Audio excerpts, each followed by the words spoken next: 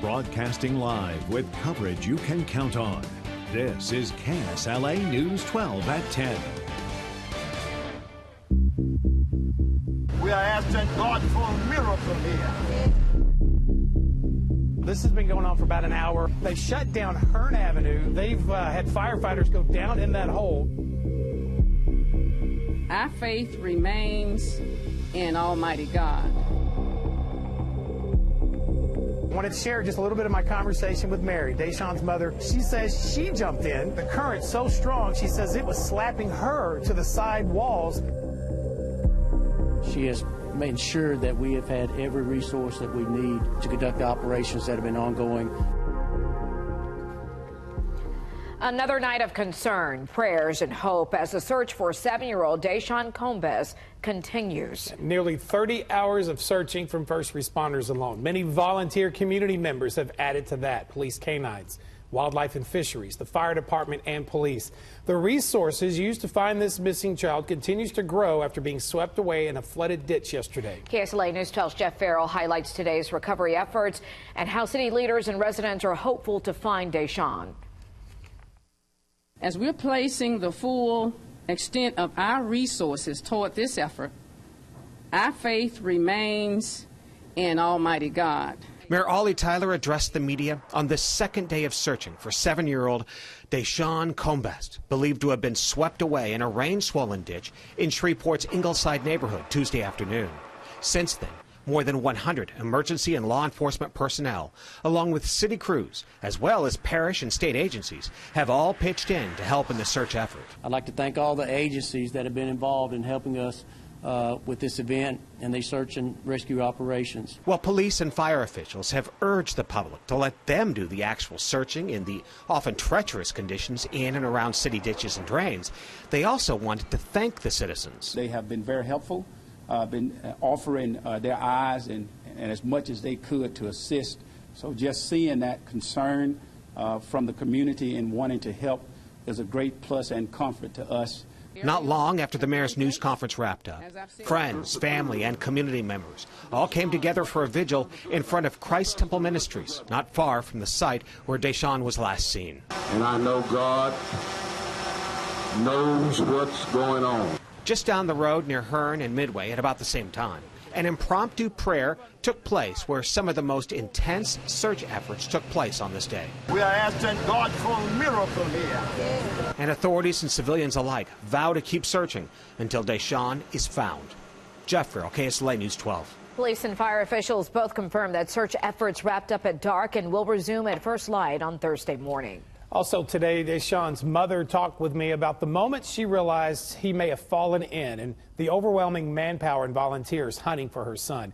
Mary Edmond wasn't up to being interviewed, but she wanted to share with me, to share with you, how thankful she is for everyone who has been searching, from those first responders to countless volunteers. She also told me after seeing his shoes by that flooded culvert, those shoes right there, she jumped in trying to find him. She showed me scars on her legs, which she said is from the fast current slamming up against the brush and the concrete walls. And she prays the search continues until he is found. And as we heard at today's news conference, they'll be back out searching again at daybreak. And just to take a look at the latest of what we know right now and what has happened with this search so far. Fire officials believe Deshawn Combs was swept into the ditch around 2:45 yesterday afternoon on Orla Avenue. They deployed cameras underground to try to locate him. Eventually, the search moved to Brush Bayou, where the water drains and other places were searched. Right now, at least 7 agencies are participating in the search for the 7-year-old. Jeff Castle joins us now. And Jeff, we talked about it yesterday. Boy, the rain was intense. It wasn't long lasting, though. The swift water, we hear a lot about how fast that water was moving. You've been looking at the rain amounts and have found some extreme numbers about how much water the drainage systems were trying to move through that neighborhood Tuesday when Deshawn reportedly fell in that ditch. Yeah, that's exactly right, Doug, and I think the numbers are going to shock a lot of you when I show them to you. Now, in the part of town where all this transpired, the rain amounts were not impressive, Only around a quarter of an inch of rain here around Orla Avenue as we headed through the afternoon hours on Tuesday. But you consider that quarter of an inch, it came in a short period of time, about 30 minutes or so. And when you look at the amount of water that generated within half a mile of Orla Avenue, we're talking about more than 1 million gallons of water that the drainage system was trying to take away. And if you kind of expand out here just a little bit, a little more rain fell north and east of the area. And if you account for that and average it all out, we're talking in this general area almost 9 million gallons of water coming down out of the sky in about 30 minutes. Now, if this was spread out over hours at a time, the ground would be able to soak it up. But because it came in such a short period of time, a lot of this water ended up in the drainage systems, and when it fills up that quickly, that's when you get this swift water moving on through, and likely it was a big factor contributing to what happened on Tuesday. So again, some high numbers. I tell you what, you look at these numbers, and that is just extreme to think about just how much water that is and how much water can come down in just a short period of time. All right, let's talk a little bit about your forecast as we head through the overnight hours and on into tomorrow. And rain has pretty well faded away in most locations. Still a touch of wet weather showing up around Mount Pleasant, but that's quickly been dying out here over the last 30 minutes. So I think we're going to be pretty quiet overnight tonight into tomorrow morning. I won't rule out an isolated shower or two here or there for your commute in the morning, but otherwise cloudy skies expected. Temperature around 73 at 7. By 9 o'clock, we'll be climbing into the upper 70s. And for the drive home tomorrow, well, make sure you have rain gear. I don't expect as much wet weather as we saw today, but there will be a few showers and thunderstorms back again, especially during the afternoon. Otherwise, a warmer day on tap than it turned out today. We'll see upper 80s, maybe even some spots around the 90-degree mark a little bit later in the day tomorrow. Back in a few moments, we're going to talk more about rain chances picking back up heading into the weekend on the way in your forecast. All right, thanks, Jeff. You can watch today's news conference and get the very latest information on the surge for Deshaun by downloading our KSLA News 12 app. It's free, and it's coverage you can click on. An update now tonight on a deadly car crash that happened at Arthur A. Teague. We now know the name of the two people who died in that wreck, 70-year-old Hazel Weaver and 51-year-old Patricia McDermott. Died from injuries they suffered after the crash. Police say 4 people were trapped inside of one of the cars involved in that wreck that happened just after 2:30 this afternoon. The driver of the vehicle they were in was cited for failure to yield. It was the first day of school for Bossier Parish, but a couple of their favorite teachers were missing. Don't miss an update on 2 educators who are now recovering from a dangerous car crash. Plus, in 3 minutes, details on the newest medical facility in North Caddo Parish and how you can get free sports physicals for your student athlete. With coverage you can count on, this is KSLA News 12. Well, there's a new urgent care facility open in North Caddo Parish. Healthcare Express relocated their office from Burt Coons to Blanchard to better serve the community. The state-of-the-art facility provides treatment for nearly everything from broken bones to colds, physicals, and more. It's our goal not only to provide excellent medical care, but to be a life-giving entity within the community. In the Blanchard community. We love people, we love our team, we're family-oriented here, and we want to be part of the family of Blanchard. From now until August 31st, Healthcare Express is giving free sports physicals. For more information, you can find this story on our KSLA News 12 app and on KSLA.com. All right, the kids are heading back today. First day of school in the books for students in Bossier Parish. Here's a look at some of the students in Bossier City's Plantation Park as they made their way to class, a lot of them with parents in hand. A lot of balloons on the ground because it's a very celebratory day. These students, though, will have to wait at least a few more months before the return of one of their favorite teachers. You may remember we recently told you about a wreck involving 2 Bossier Parish teachers. Plantation Park teacher Jane Ann Hull was seriously hurt, but family members tell me she's out of the hospital, making great strides, resting, and hopes to be back after the Christmas break. 1, 2, 3. And that is Jane Ann's daughter, Maggie, taking some of her first steps since the wreck. That's this week. She teaches at Kerr Elementary. She has a much longer road ahead as she continues to go through extensive inpatient rehab. I know her school, though, very proud to see her take those first few steps. Indeed they are. A boil advisory is in effect for Bossier City. Find out if it affects your home and why the order is in place. It's a birthday celebration coach will never forget. Don't miss how Grambling football coach honored their head man, the Grambling team that is, honored their head man in a very unique fashion. That's later. And it may be August, but don't expect to run toward 100 again anytime soon. I'm tracking temperatures that are not looking too hot for this time of year in your forecast after this break. Stay with us. KSLA Storm Tracker 12 weather. We track storms. Well, good evening again, everyone. Today, not a typical day for August the 2nd. We had rain this morning, good bit of it in parts of the Arklatex, especially if you were south of I-20. And we had cool temperatures all across the area this afternoon. How cool? 82. Fourth coolest August the 2nd on record. That goes all the way back to 1872 here in Shreveport. Keep in mind our average high is 94, the record high 108. We're not even going to be threatening that average high, it doesn't appear. As we take you through the weekend, we're going to remain below average for probably the next week on those high temperatures. In fact, Saturday, Sunday, we might not even hit the 90-degree mark, so unusual to say the least. Wouldn't it be unusual if we had a day or two of this? But talking about really the first week or two of August with this type of weather, that is unusual. Rain and thunderstorms, the main reason why temperatures will be held down, as we'll be tracking those throughout the weekend. Got the rain chances for both Saturday and Sunday running around 40, maybe 50%. So some of your outdoor plans likely are going to be affected by rain activity. So just keep that in mind. And again, those temperatures, I guess we won't complain. That might help out your AC and your electric bill when you get that here at the end of the month. All right, here's a look at tomorrow's forecast, and again, below average on the temperatures. Not as much rain, though, as we saw today, and we won't have much in the morning. I've got the chance 10%, maybe an isolated shower, but likely most of us start the day dry. Kind of cloudy, though. We head into the afternoon hours, there'll be some breaks in the clouds, and as temperatures heat up into the 80s to near 90 degrees, that's when we'll see some shower and thunder shower activity pop up. Rain chance tomorrow afternoon around 30%. 87 around 3 o'clock. We'll probably get close to that 90-degree mark in most areas, but in many places may stay just below. Pretty quiet live first alert Doppler radar. Again, we had rain earlier down here in the southern Arklatex. That died out during the early evening hours, and other showers, they've been a little tough to find here on live first alert Doppler radar. Last stop, here's your last rain. Still some of that around Mount Pleasant, but as you see here over the last hour or so, it is quickly fading out, so things look rather quiet overnight tonight. Let's take you through your latest forecast here with you to track 10 o'clock this evening. What's left of any rainfall continuing to die out. Tomorrow morning, overcast skies to start. Might have some patches of fog as well as you head out the door, but not likely to see much, if any, rainfall. By the noon hour tomorrow, some isolated wet weather showing up here between I-30 and I-20, and as we head through the afternoon hours and we heat up a little bit more, these showers will become a little bit more numerous, but as you see here around 3 o'clock, isolated on the rainfall. Certainly not looking at anything like what we had for your Wednesday.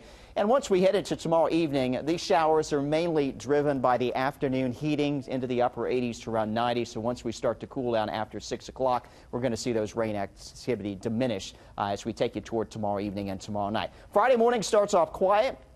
Friday afternoon won't stay that way. Showers and thunderstorms get going early in the afternoon Friday, and notice they're a little bit more numerous, and they are kind of formed into a line. That's because we're tracking yet another cold front, which will drift into the Arklatex as we take you into your Friday. Unlike last weekend, though, where it kind of blew through the area, this one kind of hangs out, which is why those rain chances will hang in. For your first alert threat tracker for your Thursday, main concern out of those isolated showers and thunder showers are going to be some locally heavy downpours. And you can track them on your smartphone with the KSLA weather app. Just search your app store for KSLA to download it. Quick look at temperatures. They're running into the low to mid 70s right now. We'll cool down a little bit more with patchy fog and clouds tonight. 71 by morning. We head into the afternoon hours tomorrow, and we will heat back up a little bit more due to less rain and perhaps a few more peaks of sunshine. 88 in Texarkana and New Boston tomorrow. That's after seeing the upper 70s and low 80s there earlier today. 87 in Center and in Marshall, Texas. We'll go right around 90 for Shreveport, Bossier. Upper 80s around Natchitoches and near 90 tomorrow afternoon in Homer. Here's that 7-day forecast. Rain chances will take a jump starting Friday. They'll stay elevated over the weekend. Not a total washout, but again, your outdoor activities likely will be impacted at some point Saturday and Sunday. Next week, really promising no big weather changes. We keep unsettled weather with showers and storms, and we keep those cooler than average early August temperatures in the mid to upper 80s for highs. The rain just comes and goes, doesn't hang out all day, then it's really been a bit of a break. Yeah, it has. And nice to see, I guess, a break in the heat. I mean, normally we'd be talking about really hot weather this time of year, not this year. All right, thanks, sir. Thanks, Jeff. New at 10, a boil advisory is now in effect for a small part of Bossier City. The order is for residents and businesses south of Shedd Road between Clarence Drive and Christie Street and north of East Texas Street. City leaders call for the boil advisory after water main ruptured earlier this afternoon. The advisory is in effect until further notice. Casey, next, a fun day at Grambling practice for the birthday boy. Yeah, Broderick. Yeah, Broderick Fobbs. No reason not to feel bad. It's your birthday. Your team's good at football. It was a little shaky with the weather, but you're not going to complain about that. We'll check in with day 4 of the Tigers practice. Plus, this time, 1 year ago, today, a landscape-altering day for the Cowboys. The history of the organization would never be the same again. I'll let you guess during the break, and I'll tell you what it was coming up.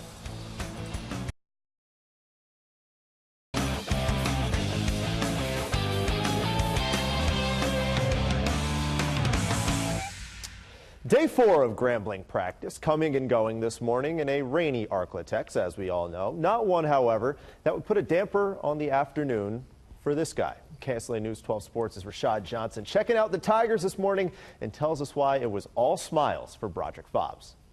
4th day of practice for the Grambling State Tigers, and they came out and enjoyed the weather. The sun, it took the day off and allowed the rain and the shade to come in and cool things off a bit. It didn't cool off the attitudes. Great time out here. Offense and defense did a little chirping, and that's what football's all about at times, and they enjoyed it. The defense made solid plays all day, but the young receiving corps, they made some big-time plays. Shout out to young Ray Lund, the freshman. But the biggest play of the day was how they showed their coach some love.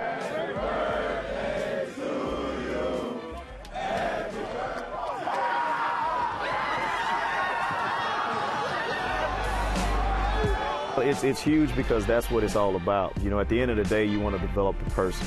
And if you're able to develop the person, then, you know, that's going to make them a better football player. You know, they already have the talent or they wouldn't be here. You know, so the whole key is to develop a young man. And when you develop a young man, you get a guy that has better work ethic and a guy that's going to be dependable and confident and doing all things the right way. You know, I thought our defense responded well today, and then offensively, I thought we did a really good job of making some plays at times, you know, but that's the way it's supposed to be. Sometimes offense is supposed to succeed, sometimes defense is supposed to succeed, so that's just a part of it. I couldn't really show you any plays, no freebies. You got to wait till the season kicks off. The Tigers will open the season on the road. They'll face Tulane, but then they'll come home to the new and improved Eddie G. Robinson Stadium. Until then, I'm Rashad Johnson with KSLA News 12 Sports. Austin, no we. Family on 3, family on me. 1, 2, 3. 1, 2, 3. Hustle Coach Graham in the Chelsea again, baby. Yeah, again, hard not to feel good if you're Broderick Fobbs. Big day for his quarterback as well, Devontae Kincaid, being named to the FCS Walter Payton Award watch list that recognizes the top offensive talent in college football at the FCS level. It's, of course, the SWAC Preseason Player of the Year, Offensive Preseason Player of the Year. He's one of 22 players recognized this afternoon. We're kind of staying on the topic of offensive chemistry. It's scary to think that this combination, Ezekiel Elliott and Dak Prescott, for how awesome they were, this is only going to be the second year that we're going to see them. It was all good in games after one season. So now you'd assume the only way to go from here is up. Natural thinking, right? But with that said, it doesn't mean they can get away with doing the same old thing. That's why the two are confident in this camp. Improving the chemistry is the right way to go.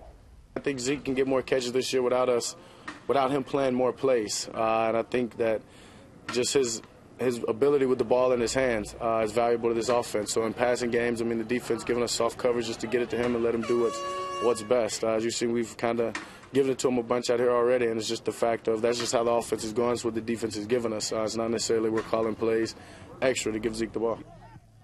All right, so Dak is a pretty good segue into a little factoid that I came across today. I told Jeff, I told Dominique about it after the 6 o'clock. So this is news to you. Fresh to me. Fresh to you. See? 1 year ago today, I'm sorry. Did he answer it right? No, he did not. Okay. 1 year ago today, the start of Dak Prescott happened. The start. Here's why.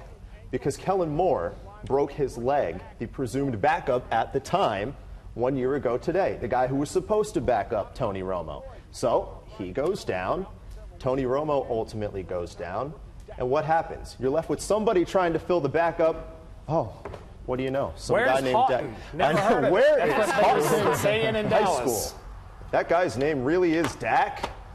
Yes, it is. That's like one of those tough multiple choice questions that you have on a test. Yeah. Because you have to know like 3 things or 2 things that's to happen what I'm here before. for. Yeah, right. keeping you guys on Or a your very toes. difficult trivial pursuit. It is. Sports question. Dallas tends to have so many things happen, not all of them positive. So Yeah. there was a number of things to Yeah, select that is. from. Yeah, it's a very That broad. guy got Yeah, arrested. that is true. So, Yeah, that is true. That's a good. I like that. Hey, not the broken ankle, but the No. other thing. All right.